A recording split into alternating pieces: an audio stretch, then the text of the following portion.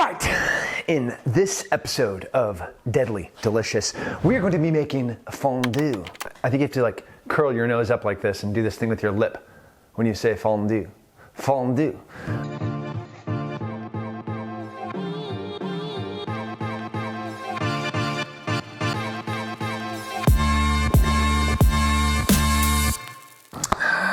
Okay, knives all situated. Fondue, I think it is something that has been lost recently. So we're gonna get right into cooking this meat, and then we're gonna start prepping all of our vegetables and fruit and our bread. But the final version of this is gonna be our little tiny piece of French bread, toasted, smoked, right? And then on top of it is gonna be a perfectly cooked, thinly sliced piece of Wagyu, Axis, or elk. Then you could put maybe a little bit of pear or some mushrooms, sweet and savory, whichever you want. And then you're gonna scoop your fondue cheese. You're gonna drizzle on top of it. And you're gonna make this little tiny exposed, deconstructed sandwich of cheese, meat, veggie, and bread. Magnificent. It's gonna be fantastic. I can't wait. I wish we were eating it right now, but we have some work to do to get there. Fortunately, I am armed to the teeth, of course, to do this. And we just got to get right down to the business of cooking. All right, I'm gonna go start barbecues, and let me pull out my elk and Axis jalapeno sausage, just some summer sausage. And then here is some backstrap from elk and Axis. That's what's gonna go out. But let's get this barbecue started.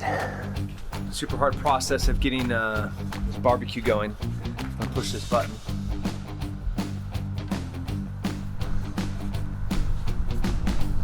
Adjust my temperature.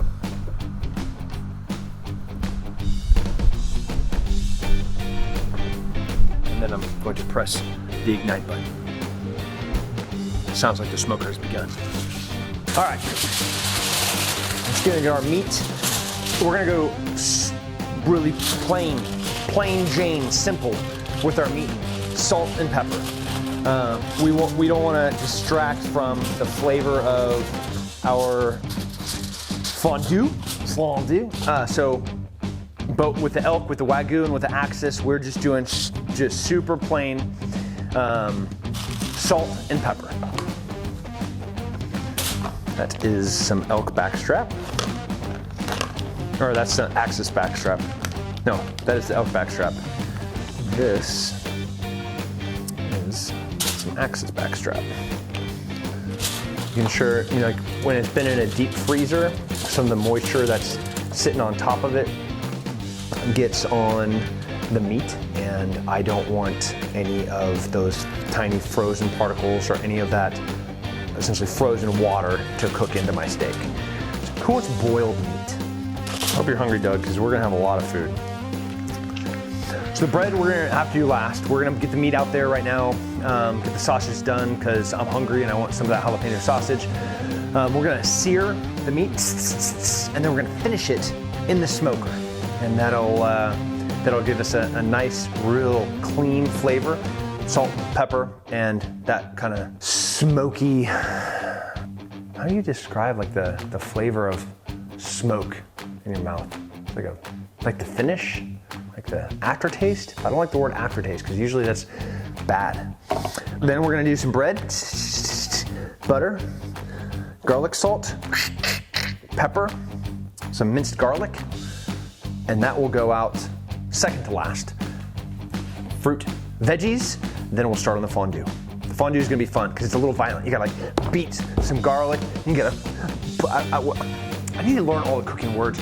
You take these cloves of garlics and you smash them, and then you press it into the surface of the fondue pot. So as you're like dipping your stuff in there, you only get this tiny little hint of garlic. And there's not chunks of garlic, it's just the flavor of garlic.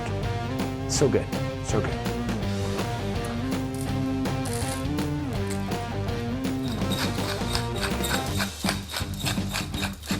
Yes, there is a steak there that has no black pepper on it. It's because I have kids that think black pepper is spicy. Oh, look at this.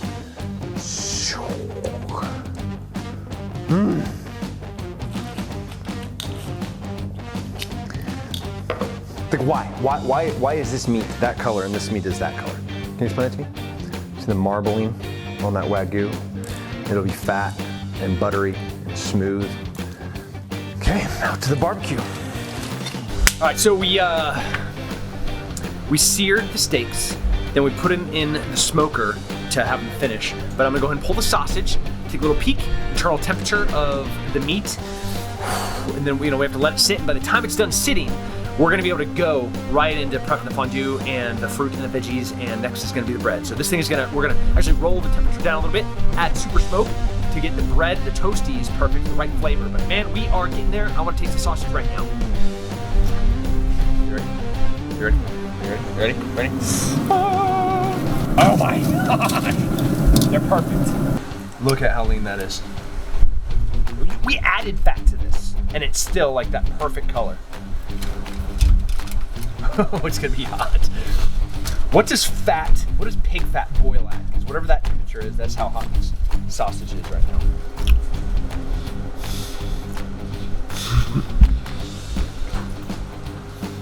Indescribable. I don't want to dip this in cheese. It's so good. There it goes.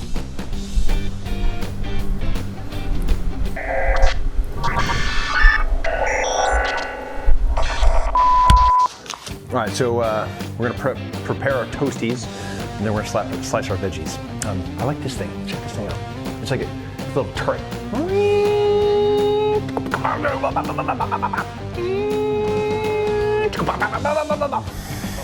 So some Kerrygold pure unsalted butter.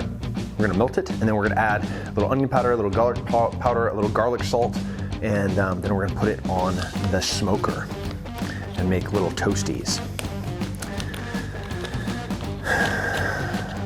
Any of the extra butter is gonna cook off, so don't feel bad about putting extra butter on your bread. My wardrobe. This shirt, I was in Czech Republic doing a HUMIT exchange with the Czech Special Operations unit there. I deployed with them to Afghanistan. And we were doing some surveillance. I was following someone, and I thought that they had made me. You know, like, is that a dude following me? So I zipped into a store, and do you know what shirt I bought? That's right, you guessed it, this shirt right here. This is the one that I bought while I was there. And I did it so I didn't get busted. Okay, this is, a lot of people over milk their butter. That's exactly how you want it, right there. I don't want it totally liquid when I put it on the bread. I want it kind of congealed so it can stick to where I want it to go. The circle of death. Let's just commit, huh? No sense in being shy. There we go. Oh man, the butter even just smells good. Over garlicky bread? Nobody wants that. You want just garlic bread. You want garlic bread? No, you just want garlic bread. Okay, so I'm saving a little bit of butter because I'm gonna go out, I'm gonna wrap this in aluminum foil and I'll put it out there. I'm gonna let it cook just for about 10 minutes. Then I'm gonna come back in, I'm gonna cut it, and then I'm gonna butter it again, and then I'm gonna put it out open on aluminum foil and just let it absorb and soak in all that kind of smoky goodness. So that's what's happening. That's why I'm saving a little bit of butter. But salt and seasoning wise, it's done. Now I just need it to get to the right consistency of toastiness. Man, all these cooking words are so fun. Toastiness, is that a real word? We're gonna start doing the fondue, and then we're gonna do the veggies and the fruit real fast. And, I mean, it doesn't have to be like a $400 bottle of wine, but opa, right? I'm just gonna get drunk off this. No, that doesn't work. Aye. There we go. Here's some bigger ones. Dropping these guys to get nice and tender. Now, this is a non-stick surface on the inside of this fondue pot. So you have to be gentle in the sense that, so I'm gonna make sure this garlic is fully smashed. Cut off the ends. If little tiny bits of garlic fall off into the fondue pot, awesome. Okay, so cheese fondue, imagine what's gonna go in there is cheese. That's right, the last thing that we're gonna have to add is some sharp cheddar, some Gruyere, and some mozzarella for that kind of like smooth, buttery consistency. I should pull out the food processor and just do it that way. It's so much faster, but I feel like I'm already committed. The amount of each cheese, I do like 1 cup of each at first. You know, you're looking for like that right consistency, right color, and right flavor. Whoa. Here.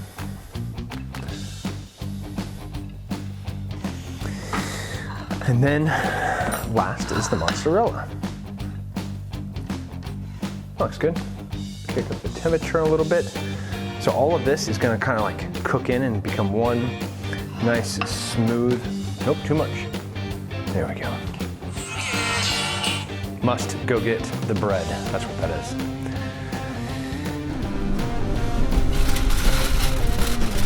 I learned to love fondue because I love meat, I love cheese, I love bread, and I love putting it all together. But fondue was some trickery on my part. Actually, how I was able to finally get a date with my wife.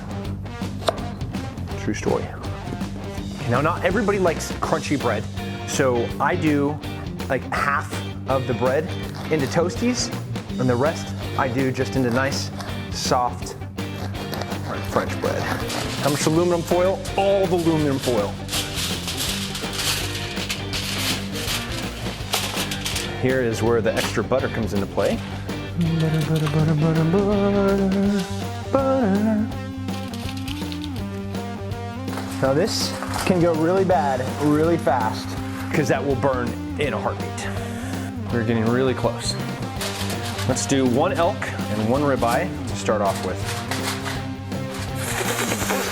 I'm gonna clean this knife because I licked it. This is Axis. Oh, can you see how tender this is? Look, just look how tender it is. Yeah. Oh my gosh. Now we're gonna bring this up to full melt temperature. Hickory smoked Gruyere cheese. Why? Because it sounded good. So in every single fondue pot, you're gonna have a heating element, and that's gonna have a certain pattern.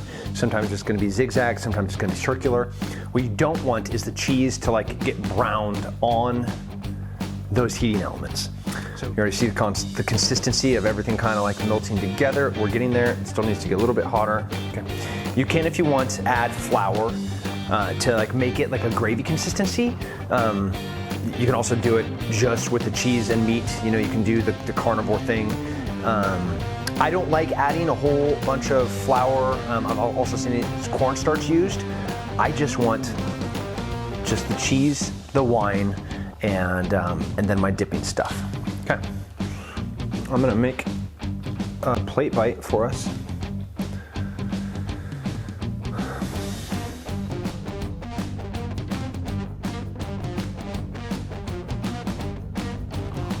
Okay, I'm going to bring all of my savages in here in a second, and they're just going to feast. But for my first bite, I have one of these toasty garlic bread with a Honeycrisp apple with a piece of Wagyu, and then my drizzled fondue on top. There you go, first bite.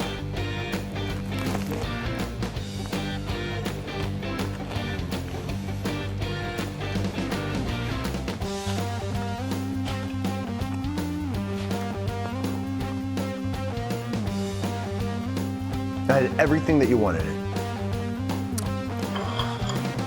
Everything. It has that sweet, it has that, like it's a charcuterie board in your mouth.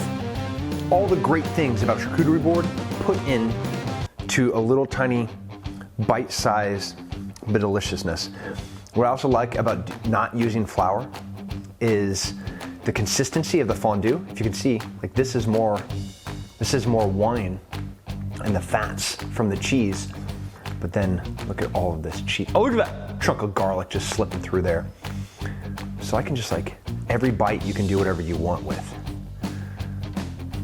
This bite is gonna have some extra wine and some extra cheese.